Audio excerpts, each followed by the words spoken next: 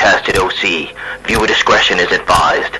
Incoming transmission in 5, 4, 3, 2, 1. Hey everybody, it's Courtney here from the Outcasted OC Podcast and welcome to the Monday Night Raw recap. Let's just jump straight into it. So Monday Night Raw this week started off with Finn Balor coming out to the ring by himself. I'm pretty sure this was referenced on commentary. Then we had a really quick video recap from last week's main event on Monday Night Raw. Obviously the match with Seth Rollins and Dominic Mysterio and the interactions and the hijacking of the match and the miscommunications between Damian Priest and Finn Balor. Obviously this week's Monday Night Raw is a heavy emphasis on Judgment Day and their ongoing issues, being able to communicate well as a team and being able to get the job done. So Finn's out in the ring and he has a microphone and he just, tells it how it is. He says, I'm still not really feeling right after Money in the Bank. It doesn't sit right with me. Me and Seth Rollins still have issues and we haven't been able to put them to rest because of Damian Priest. And then Rhea and Dominic come out and Rhea says hey, what's going on? I get that you have unfinished business that you want to discuss, but we're not going to do this here. It's not the right place. Finn Balor then says, my issue is with Damian Priest. It's not with you guys. Damian cost me the title at Money in the Bank when he tried to hijack my moment, and you can tell that Finn's really trying to get all his thoughts off his chest, but Rhea's in the ring with him, pushes the microphone away and says hey, we're not doing this here, I'm happy to discuss this with you, but we're not doing this here. Rhea looks very sad and she looks very upset at the fact that Judgment Day are not getting along. There's inner turmoil, there's miscommunications going on, she's not very happy. Finn gets out of the ring, kind of walks away. And then Rhea goes ahead and says that what you just saw was our business and we're still going to show you why Judgment Day runs Monday Night Raw. If you don't believe me, I'd love for anybody to come out and question that fact. And she said that she's still the most dominant woman in Monday Night Raw. Obviously, in the WWE universe, Rhea Ripley is very dominant. And she says that Dom will finish off Seth Rollins. Seth Rollins' music hits. He comes out to the ring. He's casually just wearing a black suit and holding this massive container of just buffalo wings, which I love that. That's great. Seth Rollins says, shut your mouth. Nobody came here to listen or to hear you run your mouth. We all came here to party, eat buffalo wings, and watch the Judgment Day implode. And he said that tonight this was quite funny, he said tonight he's going to be the only one who's whipping Dom's ass. I thought that was quite funny. So that was kind of how that segment went. It kind of fizzles on out. Rhea and Dominic are still looking very annoyed while Seth just walks off. After that segment, we had the entrance for Drew McIntyre's match. So Drew McIntyre was teaming up with Riddle to go against Ludwig Kaiser and Giovanni Vinci with Gunther at ringside. So the entrances kind of happened, and then we had a really quick backstage segment before the match even started. I'm not a big fan of these we get the entrances, then we get a backstage segment, then we get to the match. It's kind of feels all over the place, but we had a segment with Damian Priest, Rhea Ripley and Dominic Mysterio. Now Damian was there and he basically said to them hey, this didn't go the way that it should have. This went the exact way that I thought it was going to go. And Rhea says, well, you and Finn need to act like grown men and squash this beef. We need to be on the same page. We need to be getting back to Judgment Day in its fullest form. And Damian says, this man here has already spoken to Finn and he just chooses not to listen to me. Rhea says, I don't care. I just want you guys to figure your stuff out. Then we had the match between Drew and Matt Riddle and Imperium. See how I kind of say, you have this and then you have this, then you go back to this. It kind of... Anyway, so we had the match. It was really good. It was referenced on commentary that this was the first time that we were seeing Drew McIntyre wrestle since WrestleMania. He looked really good in this match. I honestly think that breakaway did him the world of good. He was looking so fired up for this match and he really did a great job. Him and Riddle surprised me. I wasn't really too shocked by Drew. I think we all know how great of a superstar Drew McIntyre is. But they worked really well together. Ludwig and Giovanni were looking really strong in this match too. It was an evenly paired group matchup. It was Drew McIntyre and Matt Riddle that did end up coming away with the win. There was some really good spots in there as well too. I kind of didn't write any notes. I was too busy just focusing on how good of a match it was. There was a spot at the end where Imperium were leaving and Gunther gets really upset at Giovanni for obviously not pulling his weight and for losing the match. Then Ludwig kind of looks at Giovanni and he's like, I don't know. So maybe there's some troubles forming an Imperium, but I know that Gunther's just a really stern man, so I feel like he's just wanting Ludwig and Giovanni just to really pull their weight in Imperium to make them the strongest tag team in the division. Next up, we had the Judgment Day again. So as I said earlier, this is a very heavy Judgment Day episode of Raw. I'm not complaining, but it kind of just feels like they're sprinkled in anywhere and everywhere. Anyway, so all of Judgment Day is backstage, and Finn says, you know, Senor Money in the Bank, everyone knows if it wasn't for you, I would be the World Heavyweight Champion by now. You kind of ruined my moment. Rhea said, I'm so sick of this. Stop acting like children. If you, like, we're not going to do this if you're talking over each other. This is clearly not going to happen. So Damien, you go first. And Damien says, at Money in the Bank, it was never my intention to cost you the match. I wanted you to be champion. And he says, I would have never cashed in on you. So I feel like Damian Priest is really sticking to his word and says, I'm not cashing in on you. But the paranoia within Finn Balor is really setting in. He's taking any moment that he thinks that Damian Priest is going to cash in on him as, oh my goodness, Damian's cashing in on me, when that might not even be the case at all. He might just be coming to help you in the match as some form of backup so that you can win. Anyway, Damien says, you know, it's not my fault. And then they basically say, you know, we can have an even slate or we can continue with this turmoil we have going on right now. Finn says, let's have a clean slate, but one condition, I get Seth first because I still have issues with him. And Damien says, yeah, that's fine with me. And he says, I know that you'll be champion. Either way, it's covered, and holds up the Money in the Bank briefcase. Finn Balor, like, agrees with Damien, but then he kind of, you can see the cogs turning in his brain a little bit, and he's like, well, kind of thinking like, maybe why did he hold the briefcase up? Is he being genuine? So you can clearly see the paranoia is starting to kick in with Finn Balor, and I like that they're doing that. I like that they're not showing everything that Damien can do, they're showing Finn and the paranoia kind of setting in terms of what's Damien going to do now that he has the Money in the Bank briefcase. Then we had a video recap from the Tribal Court segment from Friday Night SmackDown. I don't really think I need to explain this very much. Ross talked about it in his review, so I feel like if you want to go and find out more, either just go watch the segment or, I mean, better yet, go and have a look at the review because Ross does some really good reviews for the channel. Then we see Jackie Redmond talking backstage with Kevin Owens and Sami Zayn, and she's like, hey, you guys have been doing really good since WrestleMania. You guys are some really dominant champions. What's next for you guys? And Sami Zayn says, well, I'm not really too sure what's next. We'll take on whoever's ready, and basically talks about how Imperium have been a pain in their side for the last couple of months and start listing off a bunch of different tag teams from the tag team division. They obviously reference Pretty Deadly and how they beat them in London as well, which was really cool. Then Dominic and Rhea come into the picture. As I said, this is a very heavy Judgment Day focused episode. And Kevin Owens snaps and he goes, again, nobody follows the rules. You can't just show up. You can't just come in here unannounced, blah, blah, blah. And Rhea says, well, that's the problem. You didn't say Judgment Day. And she says, any version of us could beat you guys for those titles because we want to take all the titles. We're going to take the World Heavyweight Championship. We're going to take the tag titles, and we've got my title. And then she says that it's going to start tonight when Dominic decides to beat Seth Rollins in the match, which we then come to. So the match that happens is Dominic Mysterio versus Seth Rollins. Now, this match kind of doesn't actually really happen. It kind of does, kind of doesn't. So Dominic Mysterio comes out first, and then as Seth Rollins is coming out to the ring, he's standing up on the stairs, and Dominic decides to attack Seth before the bell even rings, before Seth even gets an opportunity to come into the ring. And then they go outside into the crowd, so outside the barriers, and start beating down on each other, running around in the crowd. And then Finn Balor and Damian Priest join Dominic Mysterio in attacking Seth Rollins. And then Damian starts attacking Seth by himself as well. And then Kevin Owens and Sami Zayn come out to save Seth Rollins, and they start attacking Judgment Day, which was really cool to see. That does lead into another part of the episode. I'm just not saying it too soon.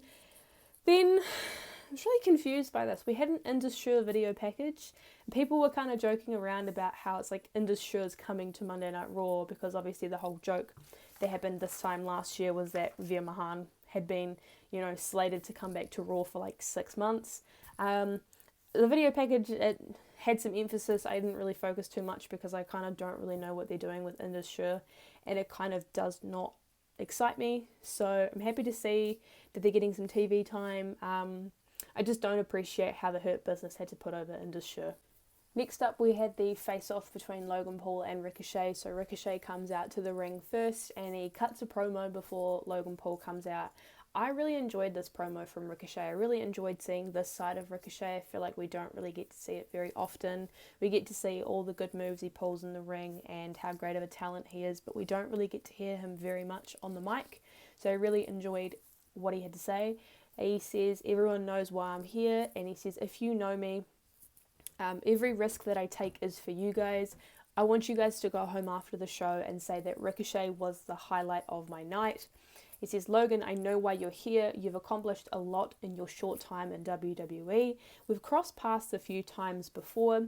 You jumped me after Money in the Bank. I'm cool with that, but I'm not cool with you going on your podcast and saying that I'm unprofessional when you said that you had no idea what you were doing in the first place. So I like that they're kind of pulling from different digital exclusive segments that they've had and obviously using Logan Paul's podcast as a way to start feuds and start stuff, considering that Logan Paul is not a full-time WWE superstar. So that's a really good way to amplify and get some feuds going for when Logan does decide to come back to wrestle whenever he's free. Then we end up hearing Ricochet saying, you know, we do it big here, we don't just call each other out online, so if you're here, come and say it to me face to face. Logan tries to go ahead and say that you're looking like a little boy right now and says that, you know, Ricochet, you are a human highlight reel, and when we're working together, we make fireworks in the ring. In Money in the Bank, you seemed to care a little bit more about me being in the match and not actually winning the match. I mean, just a reckless amateur. And then Ricochet gets real heated, but you can tell he's feeling really passionate about what he has to say. And then he said that, you know, none of these people here, none of the people at home wanted you anywhere near that Money in the Bank briefcase. And he says he's a man of the people. And he says that he would not be standing here in this ring after 20 years of people looking at him and telling him that he would never be anything if he was unprofessional. So as I say earlier, I really enjoy seeing this side of Ricochet. Obviously, we've seen a lot of what he's done in terms of his moves in the ring and how great of a talent he is. But I really enjoyed seeing this side of Ricochet because we don't get to hear him very much on the mic. They start having like a back and forth, and then it gets to the point where Logan's kind of like, I'm not really going to do this. It's not really worth my time. And then Ricochet does that move where he like ran and then he like flipped over the ring ropes and like basically confronted Logan right in front of his face. He's literally like, I'm here. And they start getting into like a full blown scrap in terms of like a brawl. It was quite good. I really enjoyed it. And then we had the match between Becky Lynch and Zoe Stark. Now, it was reported earlier that apparently this match was going to be pulled from Monday Night Raw, so I was kind of expecting it not to happen, but then we came back from a commercial break, I heard Becky's music, and I'm like, interesting, okay. So, the match between Becky Lynch and Zoe Stark happened. Now, Trish Stratus was ringside for this match. I was pleasantly surprised by this match. I knew that we'd probably get this at some point between Becky and Zoe when Zoe's been on the main roster for a little bit longer, but I really enjoyed the match. I feel like it was a match where both of them were very evenly, they both kind of, how do I say this in a way that makes it sound, both evenly matched in terms of their ability in the ring. I also forgot how good Zoe Stark's music is because we never get to hear her music when she comes out with Trish, but Zoe's theme is really good. I really enjoyed it. Like I said, evenly paced match. It was really good. I really enjoyed it. You started to get a little bit of interference coming in here and there from Trish Stratus, which does end up costing Becky the win. Trish ends up distracting Becky, and then Zoe capitalizes off this, and Zoe Stark won the match.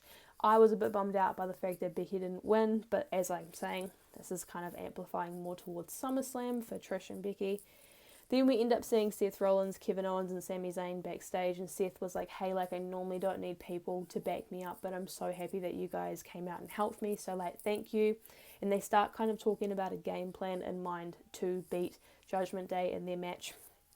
And then we end up having a graduation ceremony for Maxine Dupree. Now, obviously, she had her debut match last week on Monday Night Raw, and won said debut match on Monday Night Raw. So you have Chad Gable and Otis, kind of, it's like a pillar platform, they're kind of doing like some form of graduation ceremony, talking about how great Maxine is and obviously how much she's accomplished. And Maxine comes out to the ring. She's got this like bright pink graduation gown, and she's got this bright pink little like graduation hat, and it's just like Alpha Queen on the top, which was really cool. I really liked that. She does like a graduation-esque kind of speech saying like, when I first met you, Chad, like I kind of thought you're a bit of a troll, but then I obviously got to know you and you're so much nicer and so much greater than I thought you were, and starts talking about Otis and talks about Otis and talking about how great he is. Then the Viking Raiders end up just coming in and ruining the segment, so they just come in and obviously they distract Otis and Chad, and then Valhalla comes back and starts to attack on Maxine. So it's interesting. I don't really know what they're doing with these guys, but I'm happy to see Maxine wrestle. Then we end up having a video recap of the Ronda Rousey and Shayna Baszler interactions that we've had. So we had a recap from Money in the Bank and the turn that Shayna made on Ronda, and then obviously what happened last week on Monday Night Raw as well. Then we had a match between Shayna Baszler and Emma. Now, Shayna Baszler's kind of attire, her ring gear, her aura is very much kind of going more back to the NXT Shayna Baszler. I still don't know why they haven't given her theme song back, her original theme song, not the one that she has now. I'm not a big fan of it. Anyway, this match was really confusing. It kind of came out of the woodworks, but we did end up getting like a quick video clip showing how the match came about. So Shayna Baszler was backstage playing with like a deck of cards. And then Emma comes in and starts like talking about how like, you know, she's really happy to see that Shayna finally turned on Ronda, and she's trying to show Ronda how great she is, kind of like Emma did in her debut match back when she went up against Ronda. She's like, you know, we can show everyone how, you know, we can beat Ronda. And she's like, well, we? And then ends up saying like, if you want to prove your worth, come hop in the ring with me. So we had a really quick match. I really wish that they could do better for Emma. Like, a lot of people were really excited to see her come back, especially after her time in Impact. I mean, she was treated really well. She was a champion over in Impact. Like, I just kind of feel, I don't know.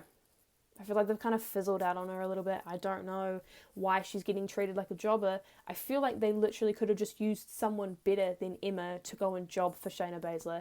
And I'm not ripping on Shayna Baszler at all. I'm quite literally just saying, why degrade one of your stars that you're trying to build up again to continue the storyline when you could have you could do what you do with Omos and just bring local talent in and just... Anyway, this was kind of set up just so that Ronda Rousey could come out afterwards and then end up brawling with Shayna Baszler. If this is all that they're going to do, I don't really know where we go from here. Last week's segment with Shayna Baszler was really good. I was really impressed and I was really happy to see Shayna come back. Like, it's kind of just going like this at the moment. Then we had a video recap from Monday Night Raw last week from Cody and Brock. Obviously the interactions that they've had. Cody Rhodes comes out. He starts cutting a promo on Brock. I'm kind of not writing notes because I'm too busy just listening to the promo.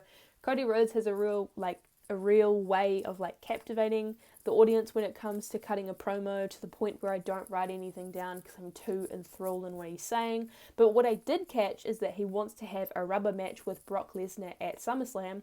Now I think that's kind of cool. He says he wants to finish the chapter that Brock Lesnar started for no reason, and he says that he's going to be next in line. In the promo, he's kind of talking about how, like, everyone kind of has a Brock Lesnar in their life, and kind of talks about how, like, it's hard, but, like, you can work your way through it. Like I said, I kind of didn't write anything down in terms of, like, a reference point to tell you guys, because I was just too busy listening to what he had to say. Then we had a recap of The Miz versus Ciampa, now obviously from a couple of weeks ago with their issues they've been having and that fake match that they had in terms of The Miz came and beat down on Ciampa before the match even started. Then we had the match that was happening this week between The Miz and Tommaso Ciampa. Now, this was a no disqualification match, and I was pleasantly surprised by this match. This match had time, really good spots. This is probably the best that Tommaso Ciampa has looked on the main roster so far, and I was really excited to see. Obviously, it's a no disqualification match. Tommaso Ciampa lives and breathes no disqualification. So I could kind of feel like we're getting remnants of the old Tommaso Ciampa from NXT in this match. You could tell he was hitting real sadistic moves and he was super like, this is my playground. He was really excited. The match was going really well. There was a spot where there was a table set up in the ring, and then Tommaso Ciampa went back and took the Miz with him. The Miz went through the table, and just when you thought Tommaso Ciampa was going to come away with the win, Bronson Reed interferes. And so Bronson Reed kind of grabs him and starts beating him down and throws him into the ring, and then he ends up hitting Brock Lesnar. Ends up hitting Tommaso Ciampa with a tsunami off the top rope, and then the Miz ends up taking the win.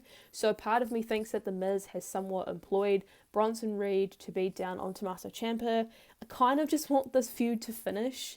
I just want it to be done, and I really just want Tommaso and Johnny to reunite for DIY on the main roster. What even is Johnny Gargano doing right now? I don't understand. I don't know. Then we had a backstage segment between Liv Morgan and Raquel Rodriguez talking about the tag match that they're having next week with Chelsea Green and Sonya Deville. And they're obviously saying, hey, with this match that's happening tonight, why don't we just sit and, watch and figure out what the competition's going to be like? And so Sonya and Chelsea come out and they're like, well, why are you, coming to watch the match? Can't you just wait till next week? And then, I think it was Raquel or Liv, it was just well, we just want to get a closer look at the competition for next week. Rhea Ripley comes in and she stares down at Raquel and says that you need to focus on the tag division and stop getting in my business. Stay out of my business. You've gotten in it twice, and basically tries to warn her and threaten her. Liv Morgan goes ahead and says, well, we're not actually scared of you. And then Raquel says that we're going to end you or something like that. So you can tell that the seeds are being planted to have Raquel and Rhea in a match in the future. Then we had a tag team match with Chelsea Green and Sonya Deville going up against Kaden Carter and Katana Chance. Now, I enjoyed the match. It was quite short in time, but I think it's because they were saving time for the main event. It was a really good match all in all. Chelsea Green and Sonya Deville did end up coming away with the win. Now, they did win by cheating means, obviously putting their feet on the ropes. I mean, what do you expect? But that's okay. And then we had the 6-man tag team match. Now, this is Judgment Day going up against Seth Rollins, Kevin Owens, and Sami Zayn. This match was just a lot of carnage, and it was solely based around the Judgment Day coming into this match not being so much of a united front, and they had some issues going on in the ring. There was a few spots where I think Damien ended up running into the ropes and almost knocking Finn, or vice versa. There's a few moments like that where they kind of looked like they weren't on the same page, but then towards the end of the match, they really started to find their feet again and really started to get back on the same page, and Judgment Day did end up coming with the win. I enjoyed the match. So it's good to see that Judgment Day are finally back on the same page in terms of not being upset with each other, but I don't think this will last very long. I feel like Finn's paranoia is going to set in, and the Judgment Day is going to implode. I don't know how long it's going to take. I don't know when it's going to happen. I don't know who's going to do it. I don't know if JD McDonough is going to be involved in this, but it's interesting to see how they're going about it. And I feel like these kind of storylines, like we had with the Bloodline, I feel like these storylines are going to be best kept if it's a slow burn and not getting everything straight away, because I feel like the slower the story goes, not like snail pace, slow, but the slower it goes, the better the result will be at the end, because it'll feel like it's all paid off, if that makes sense. But yeah, that is my recap for Monday Night Raw this week. If you like what we do on the channel, please make sure you like, comment, and subscribe to the channel. That helps us out a lot, pushes us out into the algorithm, and gets more people to see what we do. We'll be having a podcast this week. Now, if you aren't following the Instagram for Outcasted, please make sure you do that so you can stay up to date with what we're posting and when we're posting. Also, make sure you check the description as well too for all our personal social medias, so our Instagrams and our TikTok, so you can keep up to date with what we're doing when we are not posting on here. But yeah, I will see you guys in the podcast. Bye guys.